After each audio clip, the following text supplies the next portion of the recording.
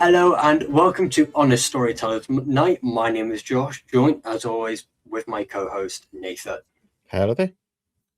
How have you been, mate? How have you been this past week? Not bad. It's half term, so I was off school. Well, work for most of it. I had to work a couple of days, as I always do in the holidays. So I was doing an audit, an IT audit, and a furniture audit, which is fun, going room by room, logging all the IT and all the furniture. Because we've got audit coming in, so they want to know where all the money's been spent and that we've still got the stuff. So it's frustrating. Other than that, mainly chill week, doing stuff. Had Jack over, spent some time with Cat and family and stuff like that as well. Went up to Swansea yesterday to go visit Ellie as well in university, take up some care packages and that sort of thing. We went to Denny's, which I've not been to since I lived in America, so that was quite nice. I had this ridiculous mega burger thing that has 4 smash burgers in it. Yeah. And chips and everything else. Yeah, it was okay, a bit salty though, but other than that, it's been pretty good. Jack has done his driving test, so he's now a qualified driver. Bro, happy days, happy for him. Wants a car now, so that's the expensive bit, but let's not go there. Other than that, it's just been pretty good. Still doing lots of games, still playing Baby Steps, which is doing my head in, but it's good fun game. Finish doing the Quarantine Zone. That game's done, but you can carry on after you finish the storyline, so I may do that. I'm still doing Hogwarts, and obviously my React channel is doing quite well. I've now got just over 1,030 subs. Nice. So that's not bad for a couple of months since mid-December. So yeah, quite happy with that. It's not bad at all. How's yours been? Mine's been quite eventful, I'm not going to lie. It was my sister's birthday last Monday. I had to work on Wednesday, I had to work on Friday, and I went to Oxfordshire to do some tabletop gaming with a friend of mine and my dad's. And my girlfriend, my sister's boyfriend came with to do some bonding. And I have now, I don't think I've told you, I have since, for the past 2 years, every time we went up, I have won every single game we've done. Yeah. Not every single game, but I have a current streak at the moment. And I decided to do this current streak because we started an entirely new gaming franchise with Alien, Predators, and Marines. You did post something about that, didn't you? I did see something about that, yeah, on my Instagram, but that was a different campaign. So it's a premise of my dad's the Aliens, our mate Colin's the Predators, and I'm the Marines. You've got a set amount of points every single game. It's random. It can be 500 points, 300 points, 1,500, 1,000, to at the max 5,000 points. But I went 12 games and 12 wins, 0 draws, 0 losses. I won 12 games in a row, and they both immediately said, when we play and we play against each other, you're not playing the Marines. I'm not playing the Marines. So you got that loaded dice again, haven't you, that you bought last Christmas? I know what it is. We played a different one this time when we all went over. We played a story narrative game. It's got 2 levels for each chapter. You've got difficulty 1, level 1, difficulty 1, level 2. And we got all the way to difficulty 5, I believe.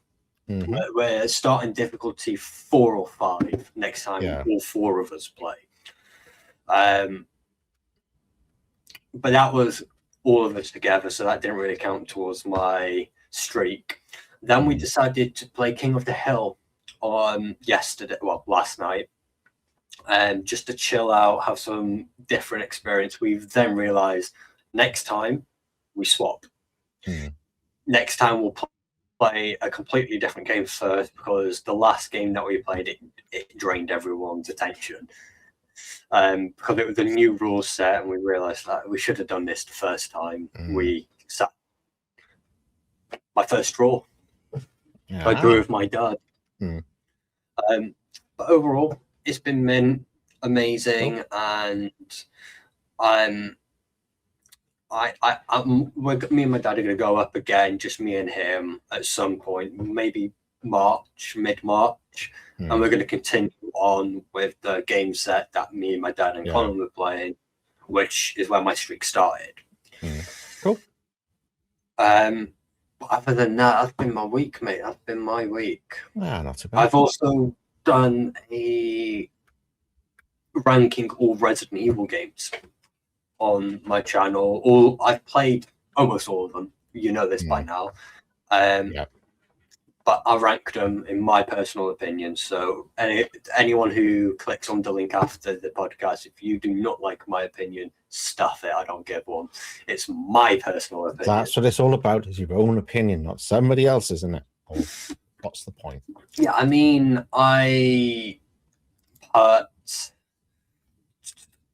in the end, I ended up putting...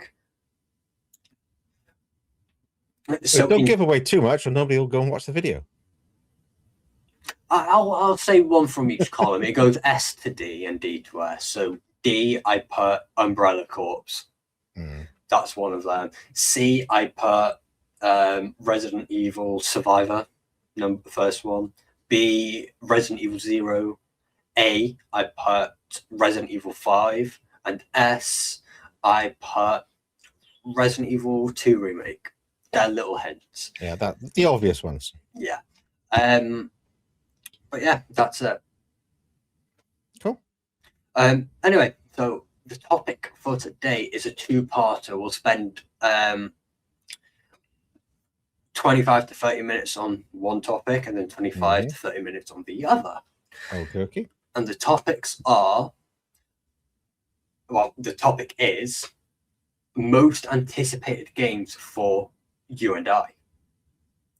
My most anticipated game is Resident Evil 9, which is coming out when the podcast is released on Friday, the 27th of February.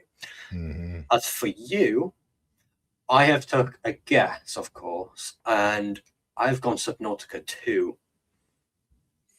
So we're going to speak about Resident Evil 9 first, and then we'll finish off with talking about Subnautica 2. There is another one as well that we're both waiting for.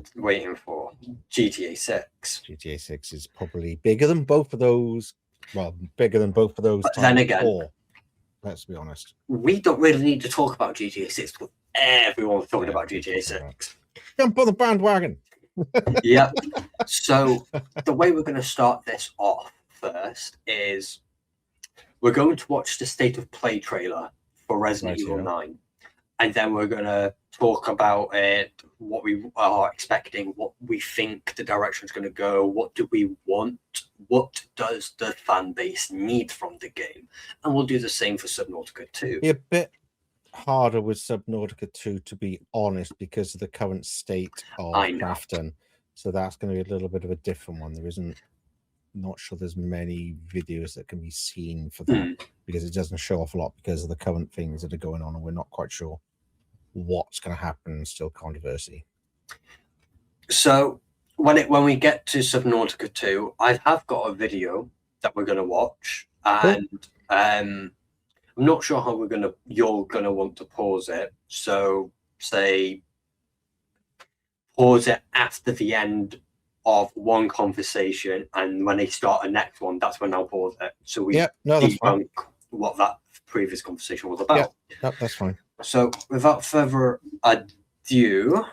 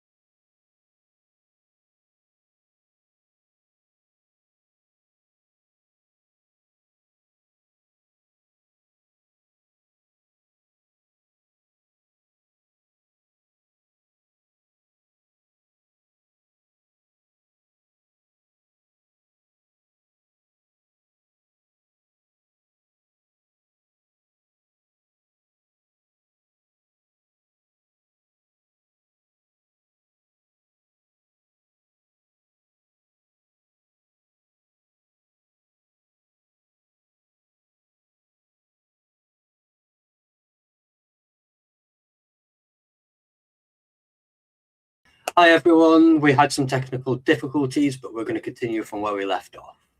So, where we left off, we're going to be watching the Resident Evil 9 Requiem trailer, the last trailer of them all, and then we're going to talk about it, give our thoughts, opinions, and what we expect from the game, and so on and so forth.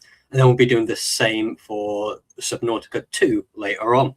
You ready, my friend, to start this trailer? Yep. Okay, let's go. That's 6 now. Raccoon City all dead from the same thing. Yeah, that's not good. Victor purchased a building after Umbrella went under. The Rhodes Hill Chronic Care Center.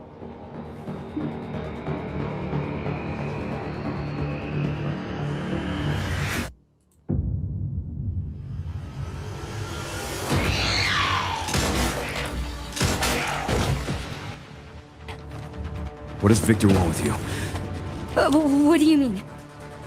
He grabbed you for a reason. Did you find anything on Opus? Not yet. Nothing on the servers at the CIA or the Pentagon. You are an ignorant fool. Leon, we're running out of time.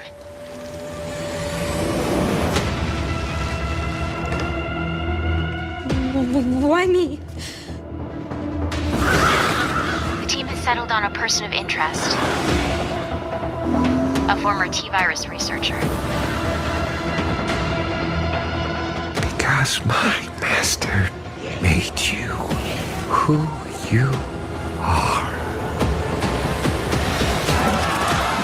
Raccoon City was where it all began for me. I'm coming with you. We can talk. What do you want to know? I don't want any more regrets. Whatever it takes, count me in.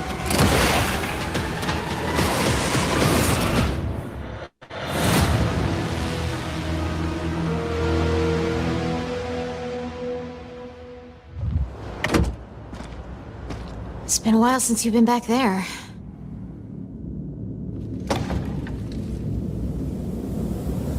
Yeah.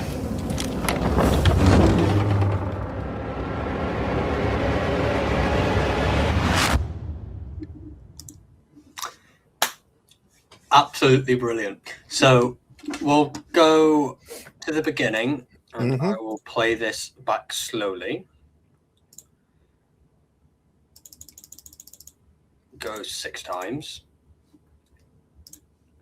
So we'll go scene by scene. Well, I'm going to start off by saying, what do you expect from this trailer into game?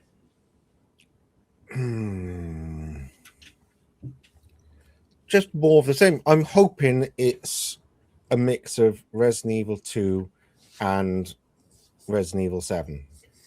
Okay. That's what I'm hoping for. I've come to terms. I'm thinking it's a mixture of 3 games. They've got the choice of first person and third person, but the aesthetic definitely feels more along the lines of Resident Evil 2 remake. The enemies, they feel Resident Evil 7-ish. Not they're not dumb anymore, because that's what the mold was. It changed. They became smart and intelligent, and that changed Resident Evil villains for the rest of the franchise. More so proof for Resident Evil Village. The enemies became intelligent, and that's what's happened to these zombies. They've become more intelligent. Same with that BOW. It's become more intelligent, and the weapon system, the way Leon uses weapons, is definitely from Resident Evil 4. So it's a mixture of 3 Resident Evils put into one, and I'm looking forward to that side of the game. What I do want from it is some basic zombies as well. They shouldn't all be overpowered. We're in Raccoon City. There should be normal, boring, mindless zombies. Yes, there needs to have something to go back to. This is where it all started. That's what was there. So they should still be just zombies, decaying and just wandering around and just being annoying. You can just kind of push out the way and run. So I think we need something basic like that. They shouldn't all be like hyper soldiers and amazing and have all these different abilities and be run after you. We want shambling hordes of zombies. That's what Resident Evil was. It was those hordes of just mindless zombies that just completely relentless and just keep coming after you and coming after you just as they are. So that's what I really hope they do, and they don't go too much with, oh look, they're all now mold creatures and they're all different, they're all super white. No, I don't want that. That's what I didn't like about Fallout. Agreed. Is it was all villagers, they weren't zombies. Yeah, I mean, with how Resident Evil changed throughout its evolution, it became more apparent that they were going more of the intelligent zombies and different ways and zombies can evolve. And then Resident Evil 7 and 8 came out, and it was more apparent there that, yeah, the mold's different. It's a different entity in altogether. But now that we've got an actual Resident Evil game that's going back to basics with different types of basic zombies, yes, this whole aesthetic of zombies remember their human lives, their past human lives. It's an evolution of zombies. Zombies start mindless, and if they survive and don't turn to crimson heads, they start remembering their past selves. I like that take. I really enjoy it, and it adds a layer of difficulty. As long as there aren't too many, you know what I mean? So like everything you encounter is a super zombie would be a bit like, but it would be a bit overwhelming, not underwhelming. It would be like, oh, that's. It would be too much of like all these zombies. It's like when you look at like an Alien game, you look at all the movies, you look at the first Alien, the alien was terrifying, nobody could kill it. Aliens, there were hundreds of them, and they were getting killed left, right, and center because the weapons had advanced, and they, you still have the elements of that, like when they're crawling through the ceilings and the walls and doing stuff, and you had that kind of sense of there's still the same dread, but we've got better equipment. And it's kind of, one that when you look at the games, they turn all of the xenomorphs into just like mindless drones, which they're not. And then you have a super one here and there, and then they evolve that, and it's not. We have to be careful that we don't go down that route where they're all just super, and like that when you blow off their head and they become a super zombie. We don't want that. We want ones that just die as well, but more of them. Yes, the thing is that I'm looking forward to with this Resident Evil when it comes to zombies is the replayability of it, because every zombie in Resident Evil 2, Resident Evil 3 Remake, 8, 7, 8, and all the other Resident Evil games in the past, zombies are scripted movements. They have scripted movements. They follow a pathway and they move in their own way during that pathway. But when it comes to Resident Evil 9, we know from the developer trailer that the zombies in Resident Evil 9, they can go anywhere, which makes speedrunning the game a lot more difficult, because your first playthrough could be different to the second. You might see like that zombie cleaning the mirror in the bathroom, the maid zombie. That zombie could just get disturbed and wander the entire mansion instead of just that area, which is a nice take, and I would love that take.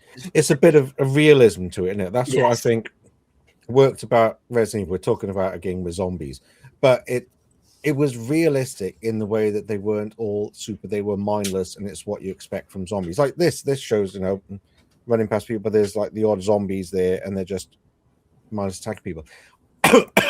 So I don't like the whole zombies with weapons unless they're character zombies. Yeah, zombies should be zombies. They should be like drones.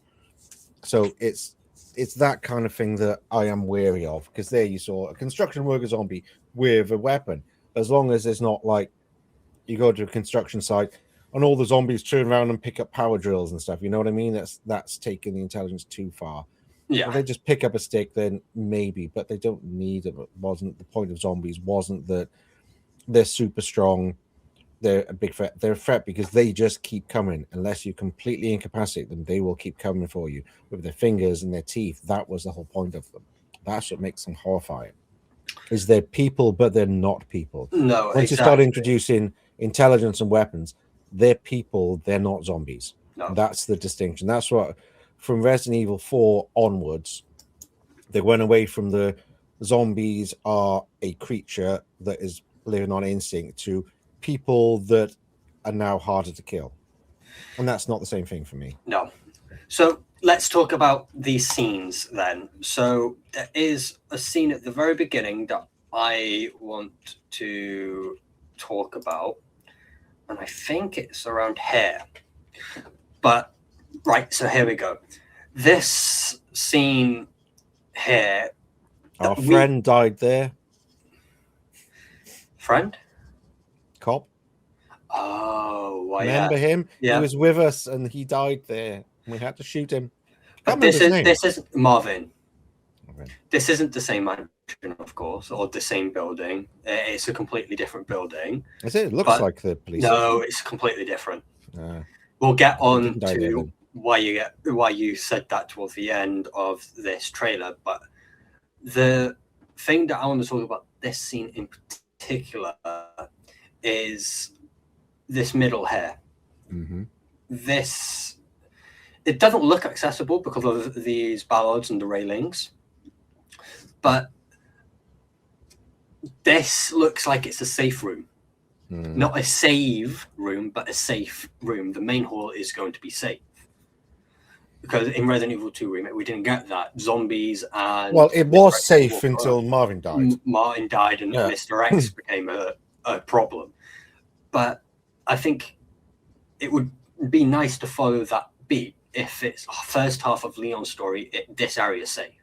And then when you start getting deeper into this mansion, it starts opening up the doors for the zombies. The more you interact with these zombies doing their normal day routines, they then become non-scripted. They can walk anywhere and everywhere they want to. And it would be a nice touch if you just came up from up here and you just look down and you see 4 zombies roaming about this area. I think what would make that interesting, once again, it depends on the level of the zombies' intelligence. If they can open up doors, that's one thing. If they can't open up doors like traditionally they couldn't, then it's a case of, have you forgotten to close doors? Did you trigger something that opened the doors? And I think that would be good rather than just randomly, oh, look, they've come in. If it's something you've done incorrect because you're not paying attention and double checking stuff, I think that would be quite good. But like, oh my God, I let them in and there's like 20 zombies in there because you left the door ajar. Which will be nice because that's what Resident Evil 7 had. Not much on 8, but Resident Evil 7, every single door you can leave open for the molded or Jack Baker or Marguerite to follow. Not that Jack Baker always used doors, though, did he? True, no, that's no doors that much. But no, because when it comes to 7, the double doors always close behind you. If in Resident Evil 8, playing as Leon, if you can accidentally leave all the doors open, that 9, you mean? No, I'm talking about now. If with Leon, if we can leave all but you said in Resident Evil 8 Leon, and it's sorry, that's what I was just saying. In this Resident Evil 9, if we can leave all the doors open as Leon or on accident, and you're just thinking, this is going to be a fun game, we're just going to blitz through it, on your way back, if you skip zombies and they lose sight of you, you've left the door open. That's a new pathway for them. That's what I'm saying. That would be quite good. That your own mistakes causes your safe zone to no longer be safe. No. So your box you can't access until you kill all the zombies and go and find out which doors you didn't close. I think that would be quite fun. So we go further on to this scene here. So Leon with his revolver clearly kills this new stalker BOW. Later on in this trailer, we see it again as Leon with the revolver. But I say Leon with the revolver, but we know from the last trailer that Grace gets a revolver at some point. So if Leon kills this BOW, we already know BOWs are almost unkillable. You have to constantly face the same BOW to kill it.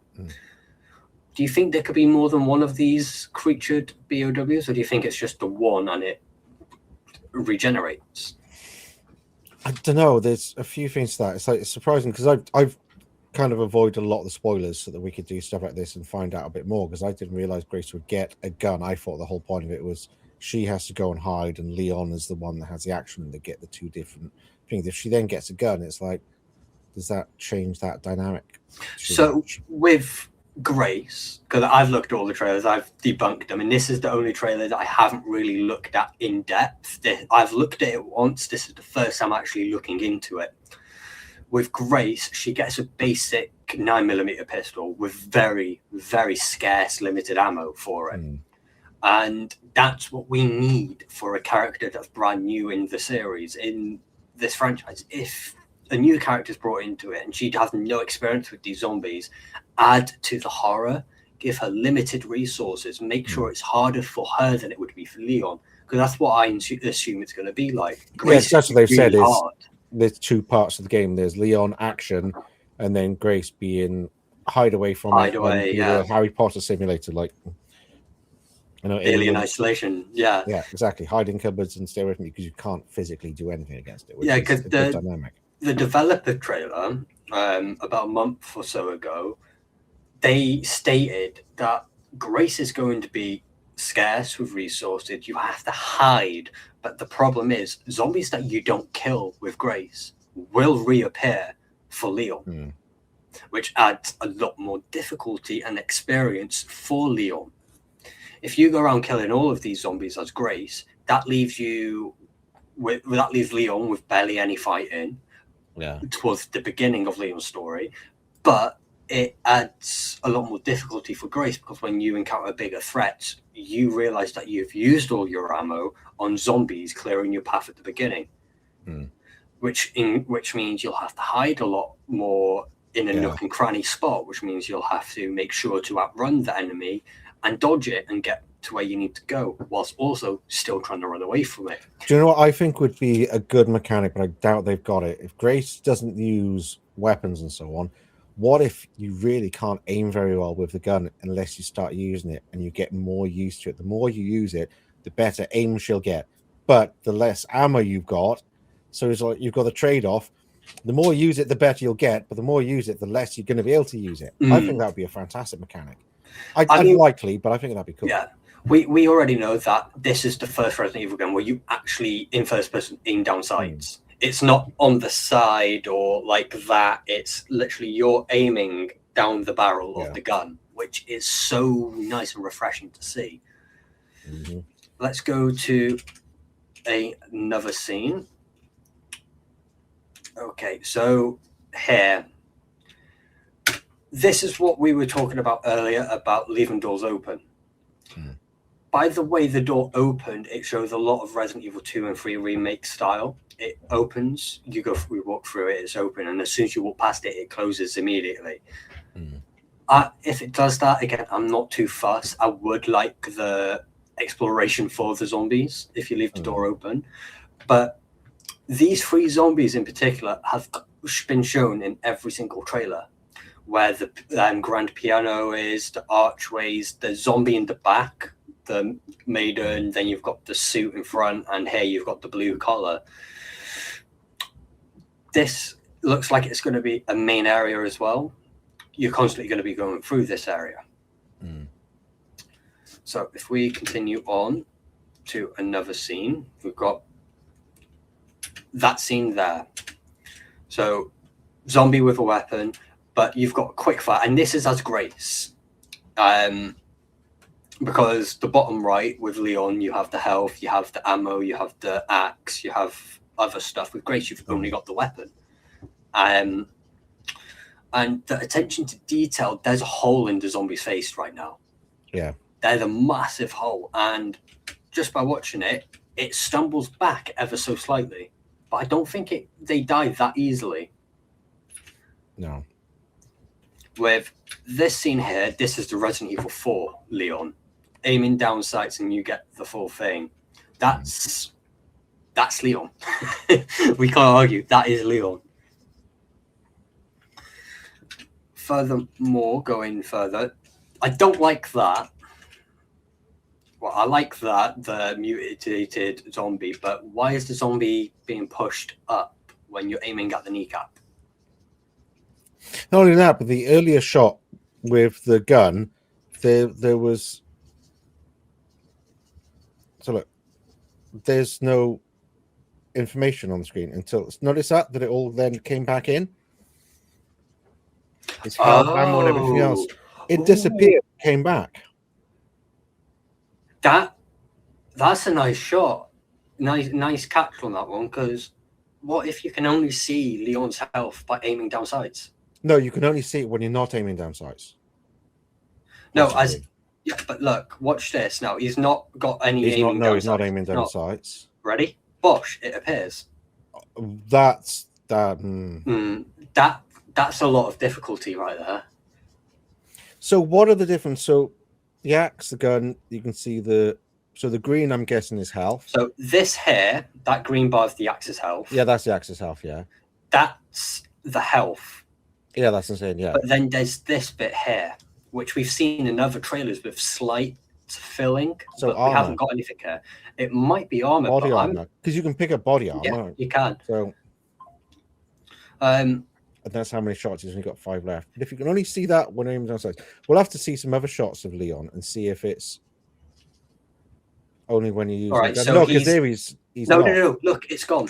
So he's attacking, and as soon as his attack's done, it's gone. That's naughty.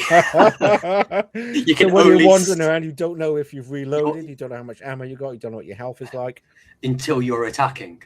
That's hard. That changes it a little bit, doesn't it? It changes a lot of things. God. Yeah, we'll have to keep an eye on that. Oh God, yeah. But these scenes in this city, this isn't Raccoon City. Clearly, this is the neighboring city. I forgot what it's called, but the neighboring city is smaller than Raccoon City that I know of, and if we're going back to Raccoon City, what I'm starting to think, because we're in this city primary, this is our primary location. But if we're going back to Raccoon City, would that be endgame, or do you think that would be quite quickly with Leon? Because we haven't seen much of Raccoon City besides what it looks like. But that, I think, is half the point. So he's obviously investigating something and decides, I need to go to Raccoon City to figure it out. So I think it'll be fairly early on. Otherwise, what's he doing there when Raccoon City is kind of where all the answers will be?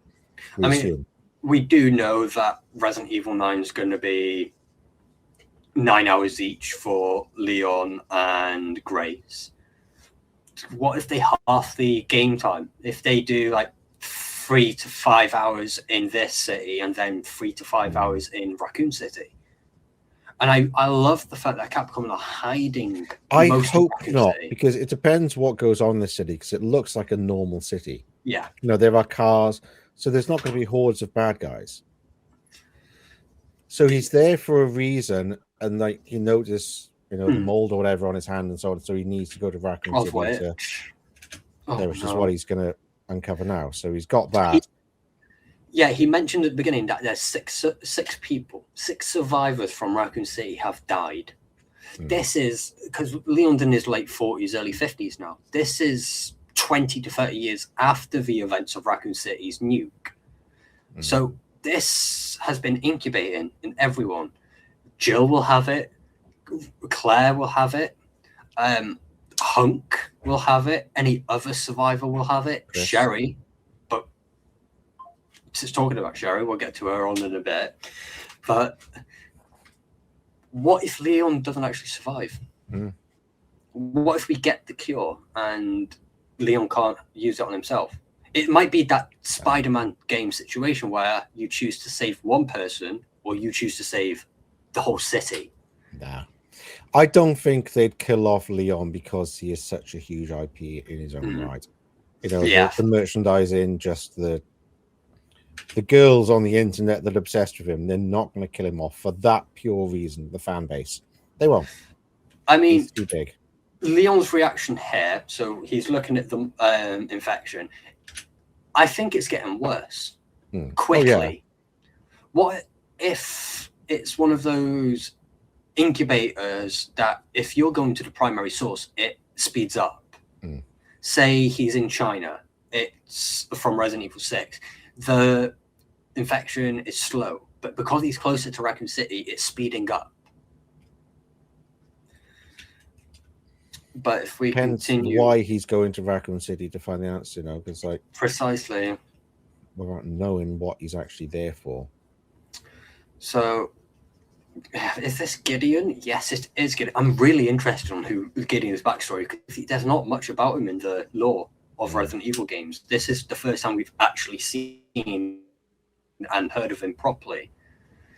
So that's Leon, I take it, going to say, and this is where it all started. Look, you can see I was going to say the Jeep here. Leon's old Jeep, which I'm surprised it survived. Nothing else seems to have. And a lot of things have been pointed out. That see this little bit here. That might be Claire's bike. And the dead body would be one of the one of the first zombies. Yeah. So there's a lot going on. By the way, Capcom, congratulations on your Porsche collaboration right here. But I'm really, really intrigued on why we're going back to Raccoon City, because if that's the Porsche, it might be. Yeah, it's got to be early on, because it has to be. Yeah, in most Resident Evil games, you end up losing.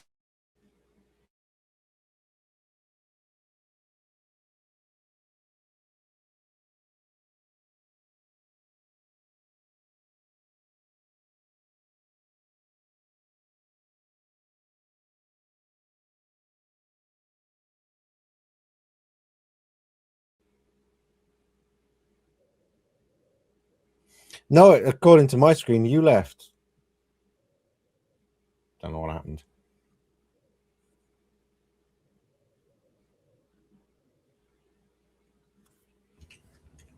So this is Grace. There's no ammo in the chamber, no ammo in the gun. She's sneaking up. Now she's got the gun. That's pointing towards Gideon. One thing. Go back a minute. Yep. Further. Yeah. She's not aiming down sights. We don't know if she's got any ammo or health. It's for Grace as well. It's got to be. We have to find the scene where you're actually shooting, and you'll see that she's got health and stuff. Must be, because it was an earlier one, wasn't there? You said she did shoot.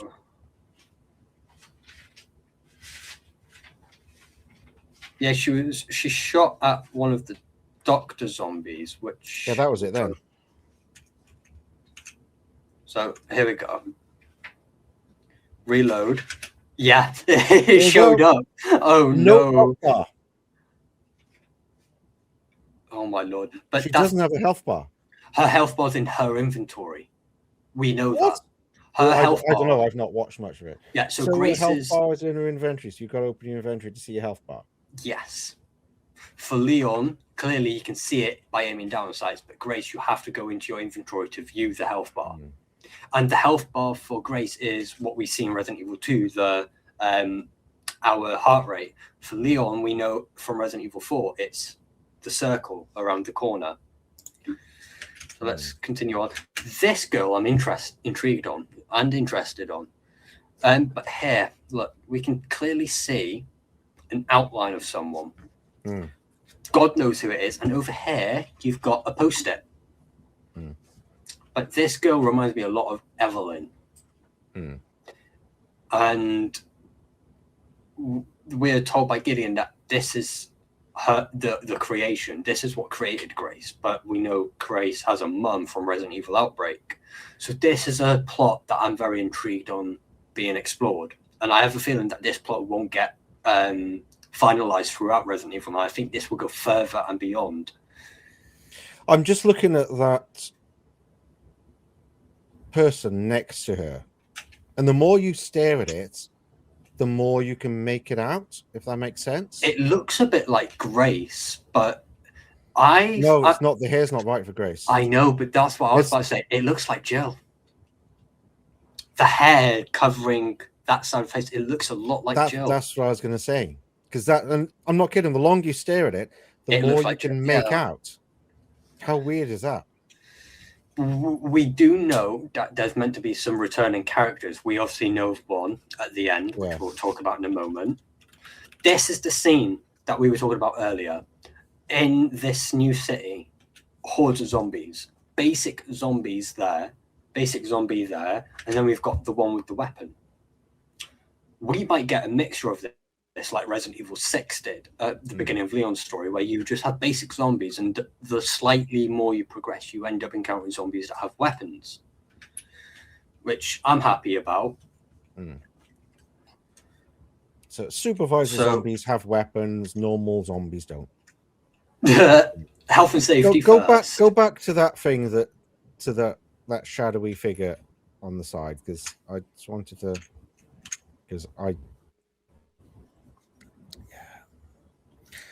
it does look like Jill. It looks like Jill. It's the sort of clothing she wears as well. She tends to wear like vest tops and things like that, and the hair is right, and the slim build, like the arm looks the kind of right sort of build for it, doesn't it? But look at, she's wearing like a loose fitting t-shirt, whereas Jill has loose fitting t-shirts or like vest tops, which have the vest top with a t-shirt underneath. That it looks like the sort of thing she'd wear because it's quite loose, like loose fitting t-shirt. It's what it looks like, and the more you look at it, the more it looks like her. We're just projecting now, aren't we? But that's what it seems like. It's okay. So that shows a lot of sneaking from Grace, which I'm happy about, because if it was my biggest worry for Grace, if we could sneak and not really take down enemies sneakily like Leon could, or any other character could. But now we know that she can actually take enemies down while sneaking.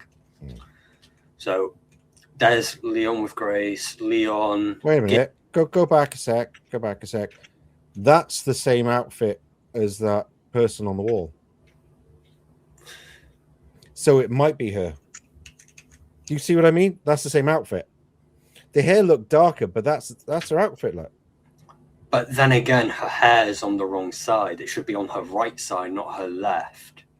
But the hair looks darker, but that clothing matches what she's wearing. So there's a hole there and a hole there on her shirt. Let's go forward and try and find the same holes on her shirt. No. Because she had a hole here and a hole up here in her shirt. Depends when. But it might be progression-wise. This might be before that. But we can't. But then again, on the picture, this is her right side.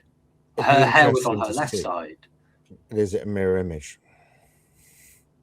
If it's a mirror image, that's kind of a cop-out. But if we're looking as it is, her she right doesn't have side a watch as well on the other. We're going like way too deep into something that may not have any. Yeah. So no watch. There's 2 holes in her shirt, which Grace didn't have.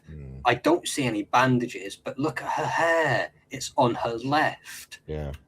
And if we go to this Grace, her hair is clearly on her right. So yeah, Grace's hair curls more on the right side. Yeah. All right, let's continue on. So there's a clear shot of Gideon on his coat. We're getting a lot of backstory with Umbrella in this cutscene. That might be the baby from Resident Evil. No, I think it's this guy here. And this is a lot like the La Petita from Resident Evil 6. We have to shoot the beads and details on that creature. Further on, so this is Grace with the revolver, firing straight down sights. So clearly this BOW might come back, or it might be multiples, or this might be early on or later on in Grace's campaign. Well, 1 shot left. Well, that's a different gun. Yeah, that's the revolver, mate. I told you, revolver. Yeah, it sounds different to the other one that we saw earlier.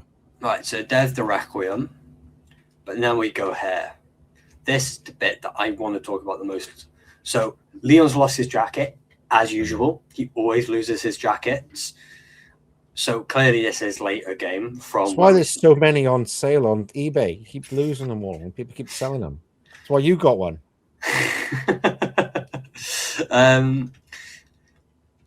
This is absolutely a beautiful... Sherry. Immediately it's Sherry Birkin. It's... I don't think it could be anyone else. Blonde hair, nice petite neck, white. She's wearing black gloves like she did in 6. She's got a nice collar. This is Sherry Birkin. So we've got Sherry coming back since Resident Evil 6, which is nice because she's only been in 2 games, Resident Evil 2 and 6. Yeah. So Sherry's returned, and Leon has now entered the police station. This looks immaculate. I couldn't be happy with how this looks. That does look cool. The question is, are we going to be able to go through the entire police station as Leon? It doesn't look like the entire one's a massive hole in the back of it. Yeah, but but what if, say, the library? What if part of the library's obviously fallen, but you can still go up the staircase instead of going up the ladder? You just can't cross the platform because that platform obviously would have collapsed. What if we get to traverse the majority of the police station? There's a lot of damage. Some of the pillars are broken. There's a lot of rubble around. Pillar, yeah, rubble here, rubble over here, back here. The box is still there. The left-hand side of the top of the stairs looks like that's completely collapsed. But the right side doesn't. No, but there's a hole in the wall on that side as well. So, yeah, it'd be interesting. And this is a great shot of Leon. Yes, Leon, I see the PTSD in your eyes. So, ultimately, mate, where do you...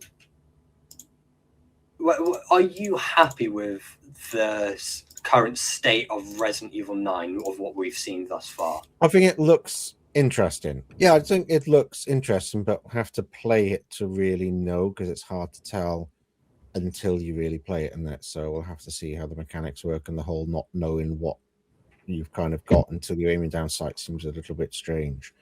But we shall see what effect that has on gameplay. I would like to announce that Resident Evil 9 has now been downloaded to my PlayStation, and it just states you've got 1 day and a couple hours.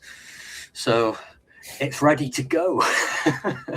I'm probably not going to play it till probably Sunday or something, I expect. As soon as I get back from work on Friday, it's immediately, I'm just going to have a shower, get my food on and go and play. Record, play, I'm just going to go. It'll be fine. Anyhow, next up, we are going to watch this one, and we're going to have a little debate on this one, because there's going to be a lot of information to take in with this trailer. I'm sure you've seen this one. Probably, I can't remember. I've seen quite a bit about it, because there's been a lot of talk about Subnautica 2, and not all of it good. So yes, we're not going to talk much about this one because there's going to be a lot of information to talk about amongst ourselves, and there's going to be a lot of information fed to us throughout this. So we're going to watch this, we're going to spend 5-10 minutes talking about it, and then that will be it. You ready? So excluding the whole Subnautica problem that we've just come across, how are you ultimately looking forward to Resident Evil 9 then? I think it should hopefully, one sec. Let me sort out the screen a moment. It's playing. What in the world is going on?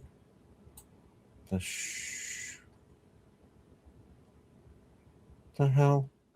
Yeah, how are you looking forward to Resident Evil 9 then, mate? I'm hoping, as I said, for it to be nostalgic to the ones I enjoyed, not the ones I didn't, namely 4. I don't know, I still just don't get on 4. I don't like the mechanics. I don't like the view over the shoulder. I don't like the bad guys. So like 5 and 6 worked for me because of the multiplayer aspect. I still didn't enjoy it as a Resident Evil game. It didn't feel like a Resident Evil game to me. It was going against people. And that's not what Resident Evil's about. At least with 7 and 8, it didn't feel like you were going against people. They were monsters in various different ways, whether they're werewolves, vampires, the Baker family. They weren't just zombies, no, but they weren't just people that are hard to kill. In other words, like 5 and 6, most of the bad guys in that not counting the obviously monster ones, the normal people you're against were kind of normal people that you shoot and their heads explode and they get big squidgy heads or turn into a flying thing or something else would happen that they turn into after you kill them. But until that point, they were just normal kind of people, which is what I didn't like about 4 at all. The villagers and all throwing axes at you and running at you with weapons. It's it wasn't Resident Evil in any shape or form, and I really hope this game goes back to basics. It looks like it has to a certain degree, but it's seeing how the zombies are. Yeah, if they wander around doing their own thing, that's fine, as long as they're not intelligent in that way. Mm. They can have sort of past life information and they'll go about their daily job or whatever, because of course that's what's going to happen when you die, is you still do your job when you're a zombie, because that would be wonderful, wouldn't it? That's the horror aspect of this, is having to go back to your job when you die. It's like being RoboCop. But that's what I don't want from it, is the zombies acting like people that are hard to kill. You know, you shoot them, they just go, oh, that didn't hurt, you know, even if they're not talking. That's not what I want. I want them to be fairly mindless beasts that are driven by base instinct. And if part of that instinct is they're going about something that their memory remembers, they go cleaning mirrors in all the rooms, that's fine. That's an aspect of them that they're bringing forward. But I don't want them to be like, it's a zombie, but it's also a maid who goes about a business until it notices you, and then it comes after you with, you know, a toilet brush or whatever. That the two different sides, I don't want to be combined that way. I'm fine with them doing basic tasks that they've always done, like a, you know, a zombie on a production line, just doing that without thinking about it, something you wouldn't have to think about. But when they become intelligent, then it goes away from what Resident Evil is, unless it's a boss character. That's one thing that I'm happy about as well. It's because most Resident Evil games, and most games actually, they always show a boss. Mm. The only boss kind of things that we've seen throughout all of the trailers is this new stalker, the big baby, and that big bloater. We haven't seen much more. And potentially Dr. Gideon, yeah. But I don't think Dr. Gideon will be a bit... Or will it be the other doctors we've seen that are, you know, attacking Grace and that sort of thing? Will they be some kind of boss? Because they're not necessarily just a doctor in a hospital that's become a zombie. What if they're part of Umbrella and they've done something to themselves? You know, there's that aspect, because they're still there after everything that's happened in Raccoon City. Is all of that in Raccoon City? It does make you wonder, because they dropped a nuke, didn't they, on Raccoon City? So how is there so much still intact and so many zombies running around? That's the question I've got. Well, my final question to you now, and I will be answering it too, of course. With us seeing Sherry, presumably Sherry, but we know it might be Sherry, and the fact that wherever Leon goes, Ada isn't far behind. Do you think, other than Sherry, will there be any more returning characters? I think it depends how they end it, because if Leon is aware that he's got this problem and he knows anyone else that's been to Raccoon City back in the day has this, then he should have contacted them all. You know, Chris, he'll have contact with Jill, and everybody else. He'll have contact with Chris, Claire. So will it be, I figured out what it is, come on guys, it's you, and that leads into Resident Evil 10 that brings everyone back, following up on something he's found. It's not necessarily found the cure there, but he'll find the path to where the cure will be or how they get to it. And that could be Resident Evil 10. So my point or answer is similarly the same thing, but I have a feeling that Capcom will go a bit different with the route. If it goes like that and we get to the end of Resident Evil 9 and we don't get the cure, if Leon ends up contacting Chris, Jill, Claire, everyone else, that might lead into Resident Evil 10, like you stated. Now, this is where I think the spin will come. What if they try and fix what they did with Resident Evil 6? Multiple campaigns.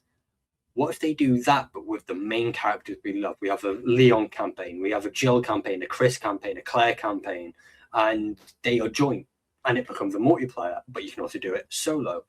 it would be nice to see all of our characters return in one big finale, the final big game. But I doubt Resident Evil will finish. I think they're going to prolong it for a little while longer. Finish. What I do really wonder is if they go down that kind of route with 10 and, you know, it's something that they have to track down. Imagine for a minute if what they have to track down is Albert Wesker. But we killed him in 5. Did we? What if there isn't just one? Well, what if there isn't just one Albert Wesker? What if he's cloned himself and he sent out other versions of himself and he's hidden away somewhere, safe and sound? Because I don't really think, because knowing what Albert Wesker was like, and when we last viewed him, he's like everybody else, and he injects himself more stuff and becomes a big shambling, ridiculous monster. That's what all Resident Evil bosses do. I don't think that is what Albert Wesker would do to himself, because he was already powerful and strong and almost indestructible. Yeah, he perfected the T virus. Yeah, so why? Yeah, that's what I'm saying. So what if Albert Wesker isn't gone? That was just a version of him that he was testing out stuff on, because to perfect it, he would have had to do tests, but he wouldn't want somebody else to have perfection. So what if he created clones of himself, which isn't out of the realms of Resident Evil, let's be honest. I mean, we've seen it in the crappy TV shows Lance Reddick. There was multiple Alberts. I don't know, I didn't watch it because it's pile shit. So after seeing the first 1 minute of the whole stupid rabbit thing, I was just like, well, I'm not watching this bullshit. So I didn't watch it and past that point. But that's what I'm saying, because I can't imagine Albert Wesker wanting to, because obviously he's given the certain, you know, the T-virus and variations of it to different people and seen them mutate into, you know, ridiculous, hideous monsters, which is one of the things that annoys me about like Resident Evil 5 and 6. That's what all the bosses are. It's like, I'm powerful, I'm great. Let me inject myself with this and become a big slug so you can easily kill me. It's like Power Rangers, isn't it? The Power Rangers are losing to whatever whatever creature of the week is against them. It's going, I'm beating them. What I'm going to do now is grow big so they can all combine and defeat me. Well, why? Why? Every single goddamn week. And that's what Resident Evil does. I would like to see that, but there is one thing that will ruin it for me. Somehow Albert Wesker returned. But, yeah, I know that's the downside. But if it was, you know, clues, and it goes back, like, do you really think that was me doing that? You know, I'm smarter than that. Come on, guys. Come on, Joe, Chris. You know me. Well, look, when he's got the one creature and he gets, you know, impaled through the glass and all that. Is Albert Wesker that stupid to stand there and get impaled by the creature? You know what I mean? Because he should have died then, essentially, but he didn't. No, he got impaled by the Tyrant One. Yeah. He survived. He perfected the T. Somehow survived, or did that clone die? No. I think that was real Albert Wesker, because that was... I don't know. Why would Albert Wesker clone himself that early on in the basic stages of the virus, of all of the viruses, the T, the G, because the he tyrants? Wouldn't be testing it on himself until he perfected it. Yeah, but I'm disagreeing with you heavy there, because that's the first time we got introduced to Albert Wesker. He injected himself. We know he injected himself with the T virus immediately when he got stabbed, because he had the vial on him from the labs. But that's what helped him survive. But what if he perfected it afterwards, which we do know he's done? But then Resident Evil 5 comes around. We kill Wesker. To our knowledge, we actually got rid of him. In Resident Evil 9, if we read the lore notes when we pick stuff up, and there's subtle hints to Gideon and Wesker and William Birkin, Amanda, Sherry, if we get the connections, and especially if Wesker gets brought up again, like, we haven't actually spoken anything or seen anything from or about Wesker since 5. There has been nothing. Absolutely nothing. Obviously, Resident Evil 2 and 3 remake, that and 4, but that's a given. We were going to get stuff because they're a remake of their original counterparts. But The six, spin on that 8, is if Wesker wasn't the kind of driving force of a lot of it, what if after we killed him, somebody takes a sample? A doctor takes a sample to regrow Albert Wesker. that's impossible. He was in the volcano, remember? He got absolutely melted. But then again, I'm not ruling out the possibility that over that time with Biosyn, he was doubling himself. He was cloning himself. I wouldn't be surprised that throughout this entire time of Resident Evil since 5 to now, Albert Wesker's still been pulling the strings. He was pulling the strings of Chris taking Ethan to the village. I wouldn't be surprised because we know BSAA went AWOL and decided to become, we'll use BOWs on our soldiers, which is what Chris was which Chris was against, and that's why he left BSAA, because it went against everything that he was going for. Something else along these lines, while we're talking about cloning and stuff, look at the Resident Evil movies. There's a lot of cloning in those. How many times did they clone Alice? A lot. To get perfection on, which is basically Albert Wesker. It's been under our nose the whole time. It just makes me wonder. Since the late 80s onward. Gideon, we don't know much about what his expertise is. What is he working on? And we've got these girls in it that are kind of similar features. If you look at the main girls we've seen in it, well, we've seen kind of similar. We've seen Grace's mum. She's in Outbreak. Grace, and then that girl who I think is going to be a lot like Evelyn from 7 and 8. Yeah. I have a feeling that's what she's. And Sherry, like. they've all got similar hair and stuff like that. And then possibly, we don't know who the shadowy figure was, but it looked very similar to all of them. So it just makes you wonder, why do they all have similar features and traits? It's like, It's all right thinking like that, but then again, it's all what ifs. It is, but that's what kind of makes it fun, isn't it? It's trying to figure out what it is. It's still that person we can kind of see next to bed. Is it somebody there? Is it a picture on the wall? What is it? That's what we're still. It's like we don't know what that is, and that's kind of leading my mind in many directions because we don't know if that's a projection from somebody. Is it somebody seeing something?